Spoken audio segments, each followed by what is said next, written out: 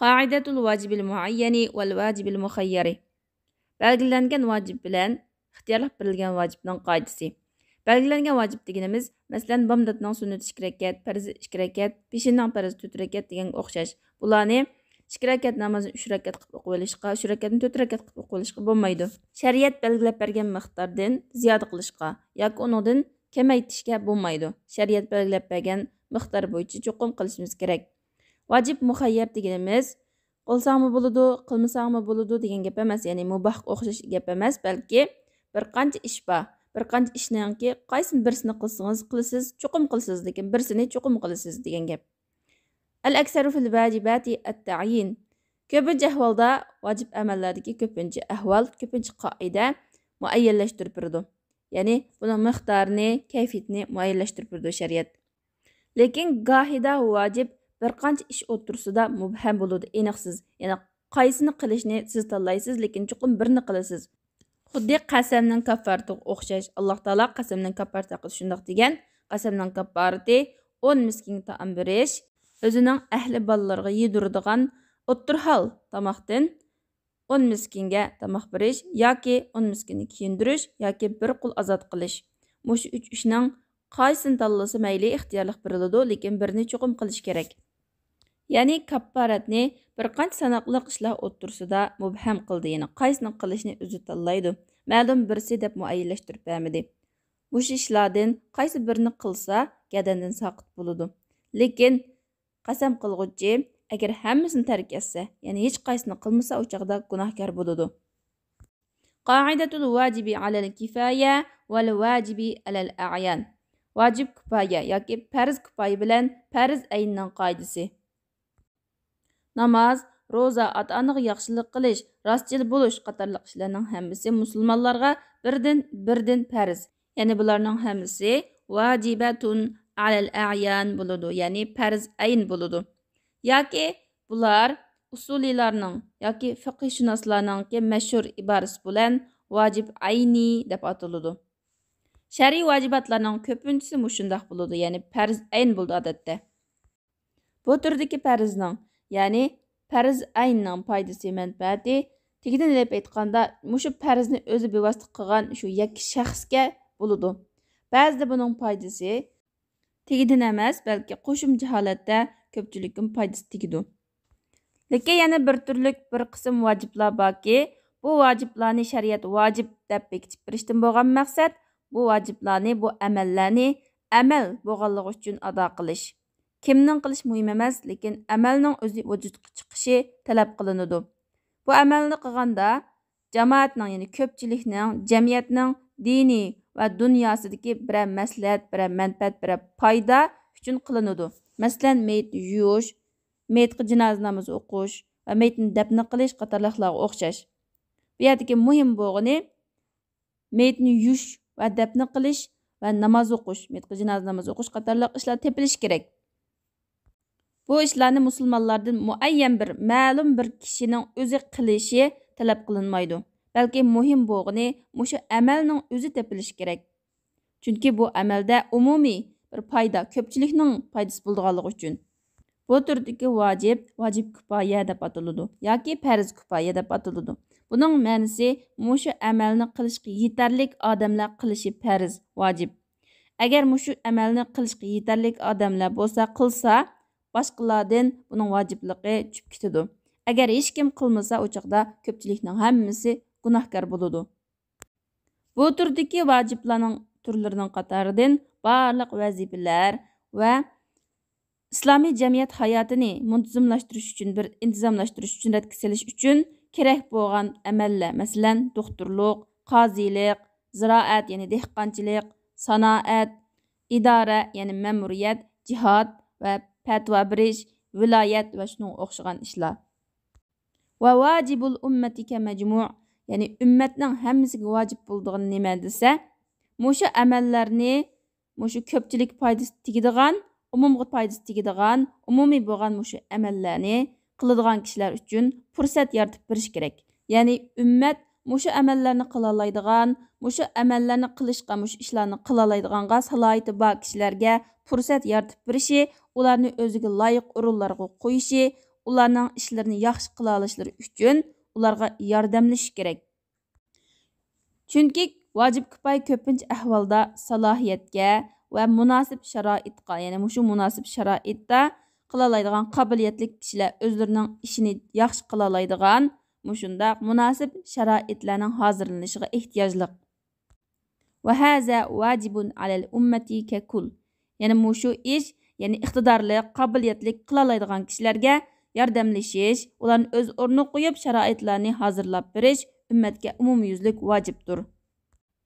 Agar ummat shu munosib sharoitlarni hozirlab bermasa, shaxslar, ya'ni shaxsiy holatda bu sharoitlarni o'zi ko'pincha qilolmaydi. Bu chaqda ummatning gunohi mushu vacibni ado qilishdan sal qarg'anligi uchun, boshlatganligi uchun bo'ladi. Ya'ni ummat qila oladigan kishilarga shart sharoitlarni hozirlab bermaganligi uchun gunohkor bo'ladi. Hargizmi har bir shaxsning doktorlik yoki qozilik va yoki shuning o'xshagan ishlarni qilmaganligi uchun emas. Ya'ni ummatdan gunohkor bo'lishi ummatdagi har bir kishining mushu ishni qilmaganligi uchun emas, balki ummatning mushu ishlarni qila oladigan yetarlik, qobiliyatli kishilarni yetishtirib chiqmaganligi yoki qobiliyati bor kishilarga shart sharoitlarni hozirlab shu ishga qo'ymaganligi uchun ummat umumyuzlik gunohkor bo'lib ketadi. Dobitu vajibil kifoya. Farz kifoyaning belgilamasi, aniqlamasi yoki chegarasi desak bo'ladi. Vacib kifoyani chuqum qilish kerak. Agar vacib kifoyani yetarlik odam qilsa, ko'pchilikdan soqit bo'ladi. Agar hech kim qilmasa, ko'pchilikning hammasi gunohkor bo'ladi. Vaqad ya'ulu vajibul kifaya ila an yakuna wajiban ayniyan. Ba'zida vacib kifoya vacib aynga, farz aynga bo'lishga boradi. Masalan, ma'lum bir shahar qozilarga ehtiyojli bo'lsa va bu shaharda qozi bo'la oladigan 10 odam bo'lsa, o chaqda qozi bo'lish 10 odamga farz kifoya bo'ladi. Agar bu shaharda faqat 2 odam bo'lsa, qozi bo'la oladigan, o chaqda bu ikkisiga qozi bo'lish farz ayn bo'ladi. Ya'ni bu shaharning faqat 2 qoziga ehtiyoji bo'lgan shart ostida. Agar bu shaharning 10 dona qoziga ehtiyoji bo'lsa, o chaqda 10 odamga farz ayn bo'ladi. Ya'ni qozi bo'la oladigan mushu 10 odamga shaharning 10 dona qoziga ehtiyoji bo'lganligi uchun farz ayn bo'ladi. Qoida: al-maqdur alayhi allazi la yatimul vajibu illa bihi fa huwa vajib. Vacib faqat shuning bilan tamomlanadigan, insonning toqati yetadigan, inson qila oladigan ish vacib bo'ladi. Ya'ni bu usulul fiqhidagi ma la yatimul vajibu illa bihi fa huwa vajib degan qoida. Va amma ma la yatimul wujubu illa bihi falaysa tahsiluhu biwajib. Amma vaciblik faqat shuning bilan tamom bo'ladigan ish, uni hosil qilish vacib emas. Ya'ni vacibni hosil qilish farz emas degan gap. Masalan, zakat nisob yetganda, 1 yil vaqt o'tganda zakat berish farz. Ammo sizning zakat berma deb kech-kunduz ishlab pul tepib, pulingizni zakat beradigan nisobga yetkazishingiz sizga farz emas. Yana masalan, haj qilish farz, taqat yetganligiga, yo'l topa olganligiga, taqat yetganligiga. Haj qilish uchun safar qilish kerak, safar qilish uchun pul kerak. Shuning uchun men haj qilatdim deb kech-kunduz ishlab pul tepib, hajga yetarlik pul tepishingiz sizga farz emas. Faqat Alloh taolo rizqingizni keng qilib, sizga pul bergan chaqda, sizning taqatingiz yetgan chaqda anandan keyin haj qilishingiz farz. Lekin men haj qilatdim deb kech-kunduz ishlab pul tepishingiz farz emas. Shundaqla u ish yana insonning taqati yetadigan, insonning qudrati yetadigan ish bo'lishi kerak. Agar insonning qudrati yetmasa, qilmasa gunohkor bo'lmaydi. Ba'zi vaciblarni qilish mumkin bo'lmaydi, faqatla shu ish bilan boshqa bir ishni birga qilsa yoki shu vacib ishdan ilgari qilsa, anandan keyin qilg'il bo'ladi. Bu ish u chaqda vacib bo'ladi. Vacib ish bilan birga qilmas bo'lmaydigan bu ish vacib li g'ayrihi bo'ladi. Vacib zoti bo'lmaydi. Masalan, Alloh taolo hajni farz qildi. Aqliy jihatdan hajni safar qilmay turib, Makkaga safar qilmay turib qilish mumkin emas. Shuning uchun Makkaga safar qilish farz bo'ladi. Ammo shariat safar qilishning vacib ekanligini bayon qilmadi. Shuningdek, Alloh taolo tarat olgan vaqtimizda yuzimizni yuvishga buyuruydi. Odatda yuzimizni xuddi Alloh taolo buyurgandek mukammal yuvishimiz mumkin emas. Ya'ni yuzimizni yuvganda beshimizdan azroq bo'lsa-mu bir qism joylarni qo'shib, quloqdan azroq bir qism joylarni qo'shib yumsak, u chaqda yuzni to'liq yuvib bo'lmaydi.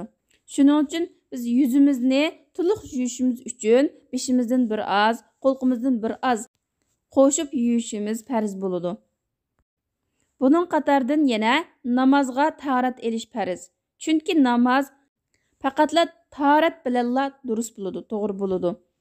Namoz uchun tahoratning bo'lishi shart, ya'ni shartni qilishimiz farz demakchi. Va kazalika sa'iru shuruti sihhatis solah. Namozning sahih, durust bo'lishi ketadigan boshqa shartlar shundoq bo'ladi.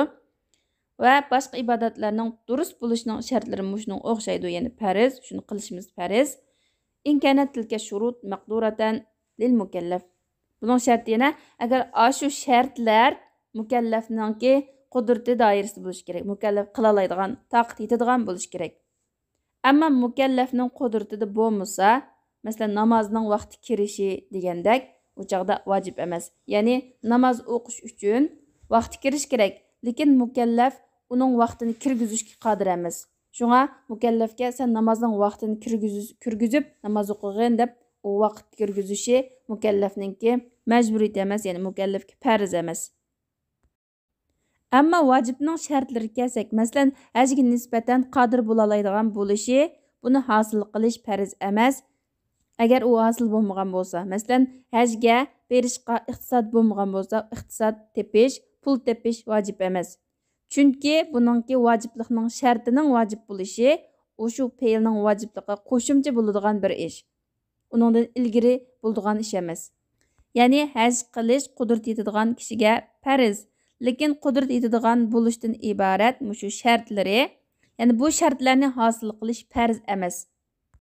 Yana shuningdek vojibning sabablarini hosil qilish farz emas. Garchi insonning qudrat yetadigan bo'lgan taqdirda ham agar vojib shu ishga qarashlik bo'lsa, masalan, namozga nisbatan vaqtning kirishiga o'xshash, zakotga nisbatan nisobga yetishi, pulning nisobga yetishi, shuningdek ma'nilarning bo'lmasligi ham shunga o'xshaydi, masalan, qarzga o'xshash.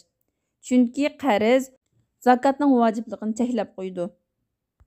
Shuning uchun mukallaf o'ziga zakotning farz bo'lishi uchun qarzini to'laydiganga yetarlik iqtisod tepish uchun harakat qilishi, tirishchilik ko'rsatib pul tepishi uning farz emas.